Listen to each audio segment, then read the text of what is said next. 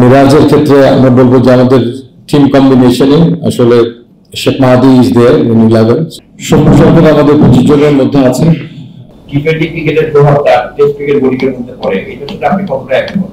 যেটা হয়ে থাকে তাহলে তাকে কি আপনারা টি20 ওয়ানডে যে ফরম্যাটটা অনেক মানে তার টেস্টের বোর্ডিং দেখে দেখবেন যে লাস্ট সিজনে কিন্তু খুব আগের মতো নেই।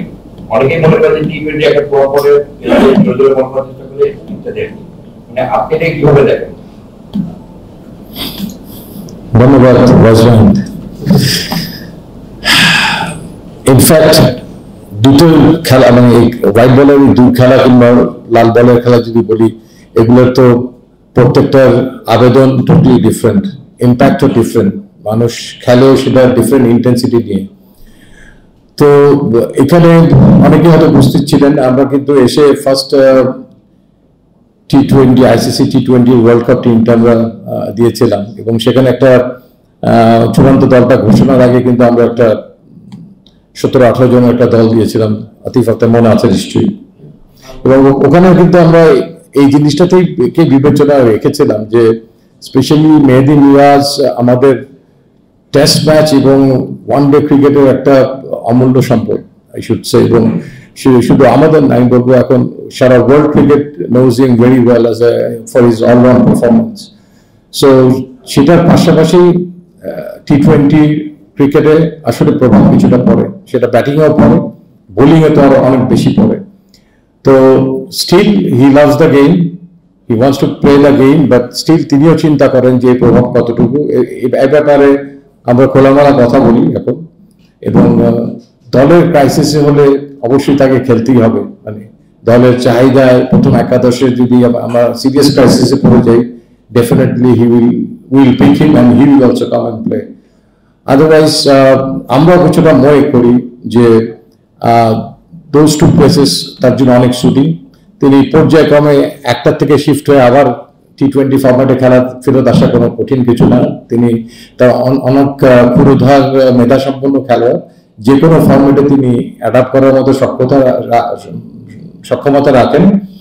তো বাট একসঙ্গে 3টা ফরম্যাট চালিয়ে যাওয়া আজকালকার ক্রিকেটে ইজ অনেক চ্যালেঞ্জিং। সেটা শারীরিক পরিশ্রমের ব্যাপার থেকে শুরু করে একটা ফর্ম ধরে রাখার কন্টিনিউশনের ব্যাপার থেকে শুরু করে অনেক কিছুকেই এখন বিবেচনায় আনতে হচ্ছে, এবং ওভারঅল গ্লোবাল ক্রিকেটের এই চেঞ্জেসটা আপনি দেখতে পাচ্ছেন। আই থিঙ্ক ইংল্যান্ড এবং ইন্ডিয়া টেস্ট ম্যাচ সিরিজটা আপনারা লক্ষ্য করেছেন, আপনারা টি20 এশিয়া কাপে ইন্ডিয়ার দলটা দেখেছেন, এবং ওয়েস্ট ইন্ডিজ যে সঙ্গে তারা খেলবে টেস্ট ম্যাচ এই এশিয়া কাপের পরে, সেখানেও দলটাকে আপনারা দেখতে পাবেন যে সেইটার মতো লাক্সারি আমাদের নাই, এত প্লেয়ারের আমাদের আনফর্চুনেটলি নেই। বাট আমরাও পর্যায়ক্রমে চাইব যে ইন কোর্স অফ টাইম আমাদের এই সক্ষমতাটাও যেন বৃদ্ধি করে ফরম্যাট অনুযায়ী স্পেশালাইজেশনের ক্ষেত্রে প্লেয়ারদের ক্ষেত্রে।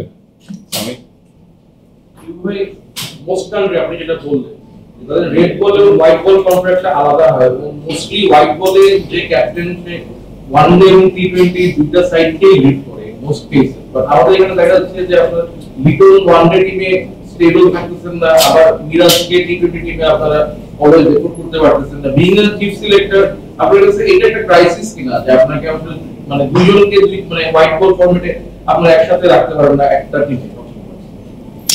দেখেন আসলে এখানে কিছু কিছু জিনিস ইজ সেনসিটিভ, এবং অথরিটির ব্যাপারে যদি বলেন সেখানে আমাদের অথরিটি ইজ অলসো রেস্ট্রিক্টেড। আমরা ওই পজিশনে নেই আপনাকে এক্স্যাক্টলি আমার ব্যক্তিগত ভাবনাটা আমি মন খুলে বলার জন্য। বাট আমি মনে করি যে যে ব্যাপারগুলো এই ব্যাপারগুলো ক্রিকেট বোর্ড অত্যন্ত গভীর ভাবে পর্যবেক্ষণ করছেন, এবং আগামীতে যাতে দলের জন্য ভালো হয়, দলনায়কদের জন্য ভালো হয়, সেরকম চিন্তা ভাবনা করি তারা এই ক্ষেত্রে স্ব জায়গায় থেকে নেতৃত্ব দিবেন। শুধু প্রসারী একটা চিন্তা ভাবনা হয়তো আমরা ভবিষ্যতে টেস্ট ম্যাচ এবং টি20 ফরম্যাট সামনে আছে, তার পরবর্তী পর্যায়ে হয়তো দেখতে পাবো, বা তার আগেও দেখতে পাবো। আসলে বোর্ডের চিন্তা ভাবনা I am not the right person to give a proper answer. Asia কাপে যে দলটা আমরা আছি অনেকেই আশাবাদী এবার এশিয়া কাপে বাংলাদেশ চ্যাম্পিয়ন হবে। আপনি অ্যাজ এ চিফ সিলেক্টর হিসেবে আপনি কতটুকু আশাবাদী এবার এশিয়া কাপে বাংলাদেশ কতটা ভালো করতে পারে? আমি বলার আগে আপনি কতখানি আশার বিষয় নিয়ে ভালো লাগে করে কাউন্টার। আমিও আশাবাদী ইনশাআল্লাহ Bangladesh team. Okay, that's good. Emotionally, we are all connected. When you talk, when you reply, when you যখন আপনাকে ইমোশন টাচ করবে, আপনার positive, always you think positive. So emotional অ্যাসপেক্টে আর পজিটিভ মুডে আমিও আশা করি যে দল চ্যাম্পিয়ন হওয়ার লক্ষ্যেই যাবে। বাট আপনি যখন অ্যানালিটিক্যাল অ্যান্ড লজিক্যাল চিন্তা করবেন, তখন আপনাকে ভাবতে হবে যে আপনি কোথায় দাঁড়িয়েছেন এবং সেই অভিষ্ট লক্ষ্য অর্জন করতে আপনার পথটা কতখানি সুগম কিংবা কতখানি সেখানে চ্যালেঞ্জ আছে। সো দ্যাট যখন আপনি কিছুদিনের মধ্যে দেখতে পাবেন যে অ্যানালাইসিস হচ্ছে who could be the finalist, yes there is a chance to qualify for the final, because আমরা ইতিপূর্বে তিনটা ইয়েতে খেলেছি এশিয়া কাপে ফাইনালে। তো আমার মনে হয় আমাদের ধাপ বাই ধাপ চিন্তা করা উচিত। আমরা টি-20 ওয়ার্ল্ড কাপে শ্রীলঙ্কাকে হারিয়েছি, আবার হয়তো আফগানিস্তানকে পারিনি, রিসেন্টলি শ্রীলঙ্কাকে টি-20 ফর্মেটে হারিয়েছি। এই দুটো দলই আমাদের প্রথম রাউন্ডে আছে। আমার মনে হয় যে আমরা ইনফ্যাক্ট এখনো ওয়ার্ল্ড ক্রিকেটে সেই পর্যায়ে যেতে পারিনি।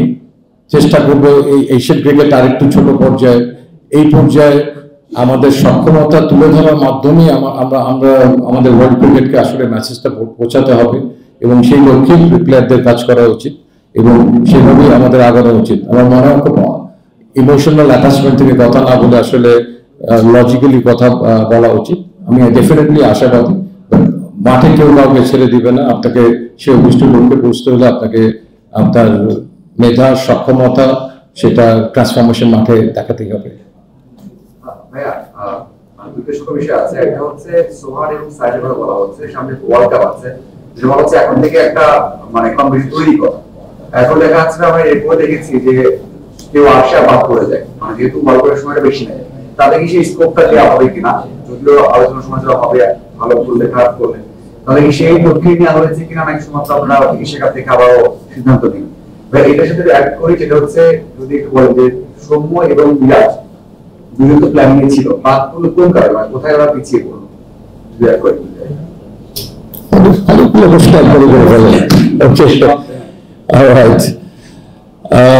একটা একটা করে আসি।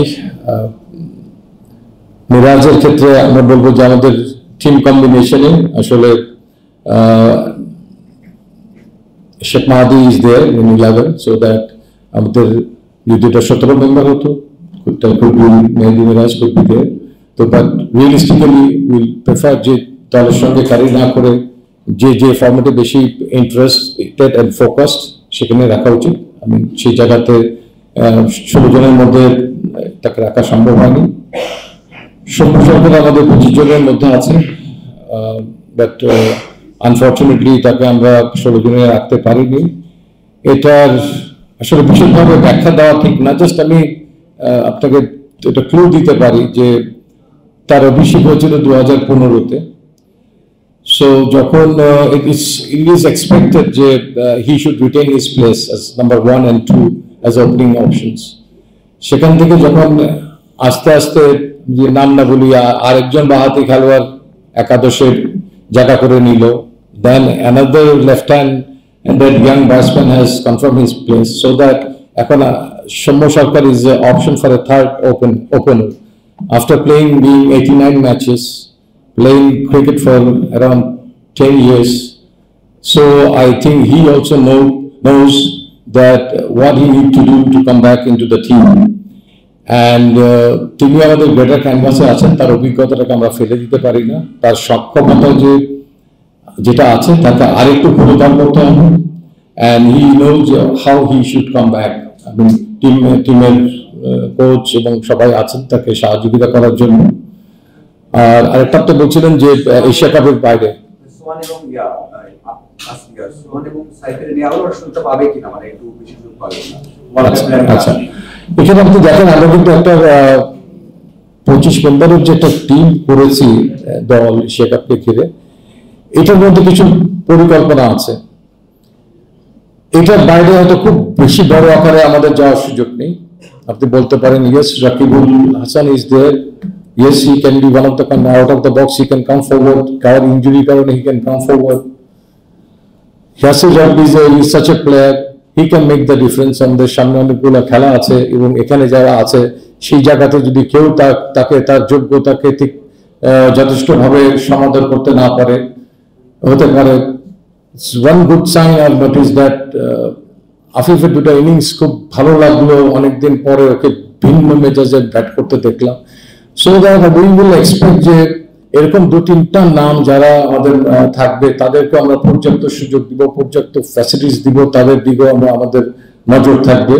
তবে এর বাইরে খুব বেশি একটা বোধহয় আমরা যাব না, আমরা এর মধ্যে হয়তো সীমাবদ্ধ থাকবো, but there is no full stop I should say. ভাই বেশ ভালো একটা দল হয়েছে, অনেকগুলো অপশন আছে, অলরাউন্ডার আছে অনেক। আপনারা যখন পেস বোলারদের সিলেক্ট করেছেন, ডেথ ওভারের ব্যাপারটা কি আপনাদের মাথায় ছিল, বা ডেথ ওভারকে কেন্দ্র করে কোন ধরনের অ্যানালিসিস করেছেন? ডেথ ওভার ছাড়া কি আমরা খেলার লটাকে চেঞ্জ করতে পারবো? খেলার তো বিশ্বকাপেরই খেলা। সো ডেফিনেটলি এক থেকে বিশ্বকাপের ব্যাটিং এবং বোলিং করার কথাটাকে বিবেচনা করেই সবসময় দল গঠন করা হয়। স্পেশালি কোন প্লেয়ারের উপরে ডেথ ওভারে আপনাদের ভরসা আছে? এটা যখন খেলা হবে তখনই খেলায় এটা রিফ্লেকশন আপনি পাবেন, দেখতে পাবেন দলের প্রথম একাদশ এবং দল পরিচালনার ক্ষেত্রে সেখানে ক্যাপ্টেনের চিন্তা ভাবনার কিছু কিছু রিফ্লেকশন থাকবে এবং কোনো কোনো ক্ষেত্রে অবস্থার পরিপ্রেক্ষিতে অপোজিশন সেই রিফ্লেকশনকে আপনাকে কাজে লাগাতে দিবে না।